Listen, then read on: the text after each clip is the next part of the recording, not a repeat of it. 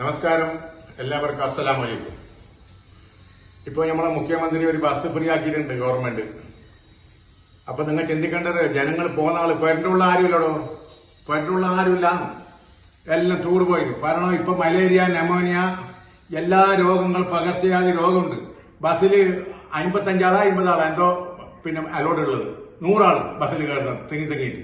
ഈ രോഗം പിടിക്കാൻ പോരെ, ഈ രോഗം പോരെന്ന് ജനങ്ങൾക്കുള്ള മുടിഞ്ഞു പോകും. നിങ്ങൾ എന്തിന് പൈസ ഉണ്ടാള് പോണ്ടായില്ലേ? ഇല്ലാത്ത ആൾക്കാരും രോഗികളെ മാത്രം നിങ്ങൾ ഫ്രീ ആക്കേണ്ടത്. ബാക്കി പിന്നെ കൈവുള്ള ആൾക്കൊന്നും പോകണ്ടാവുന്ന കുസാലാക്കാനും ജോളി അടിക്കാനൊന്നുമല്ല, ആശുപത്രിക്ക് അവിടെ പോകാനാ. എവിടെയെങ്കിലും ബുദ്ധിമുട്ടുള്ള എവിടെയെങ്കിലും കഴിവില്ലാത്ത ആളാരും ടൂർ പോകുന്ന അല്ലാതെ മരിച്ചാലും പോകാൻ പാടുള്ള മക്കളെ. മറ്റവന്റെ മുതലിനെ കാരണം ഗവൺമെന്റും മുടിഞ്ഞിട്ട് പോകും. ഇങ്ങനെയെങ്കിൽ പാവങ്ങളെ മറ്റേ പുറവിട്ട് പിന്നെ ബസ്സുകാർ കംപ്ലീറ്റ് ബേജാറായിട്ട് കയറിയെന്നുള്ളത് അറിയോ? ഒരു മനുഷ്യനില്ല, ഓർക്ക് കുടുംബമില്ലേ? അപ്പൊ നിങ്ങൾ കൈവുള്ള ആള് നിങ്ങൾ ബസ്സിൽ പോണ്ട, പൈസ കൊടുത്തിട്ട് പോയി. പറഞ്ഞു മനസ്സിലായി? രോഗം പിടിച്ചോവും. പറ്റ മുട്ടിമുട്ടിട്ട് 50 ആള് പോകുന്ന ബസ്സിൽ ഇപ്പൊ എത്ര 100 ആള് പോകുന്നത് തിങ്ങിട്ട്. എവിടെയും വളവിൽ എവിടെയും മറിഞ്ഞെങ്കിൽ ഗവൺമെന്റ് നഷ്ടമല്ല. എവിടെ എത്ര ആള് മരിച്ചു പോകും? ചിന്തിക്കണ്ടല്ലേ അമ്മ?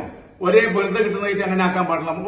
ഒരു ബസ്സിൽ 50 ആള് 100 ആള് പോയെങ്കിൽ അതിന് എത്ര പൈസ ചെലവുണ്ട്? ഒരാൾ മരിച്ചെങ്കിൽ ഒരാൾക്ക് 3 ലക്ഷം 4 ലക്ഷം രൂപ കിട്ടുന്നതായിട്ട് അങ്ങനെ പോകുന്നത് എനിക്കറിയാം. അതുകൊണ്ട് നല്ലോണം ശ്രദ്ധിക്കണം, അള്ളാനെ സൂക്ഷിച്ചോളി. കാരണം ഗവൺമെന്റ് ഓർക്കും കുറെ ചെലവുണ്ട് അറിയോ? ഈ ജനങ്ങൾക്ക് ഉപകാരം. ഇപ്പോഴത്തെ ഒരു ഗവൺമെന്റ് നമുക്ക് നല്ലത് ചെയ്യുന്നുണ്ട്. അപ്പൊ അതുകൊണ്ട് കിട്ടുന്നതായിട്ട് അങ്ങനെ ചെയ്യാൻ പാടില്ല. ഓക്കെ, കാസർഗോഡ് നിന്ന് ഇരട്ടി മുഹമ്മദ്.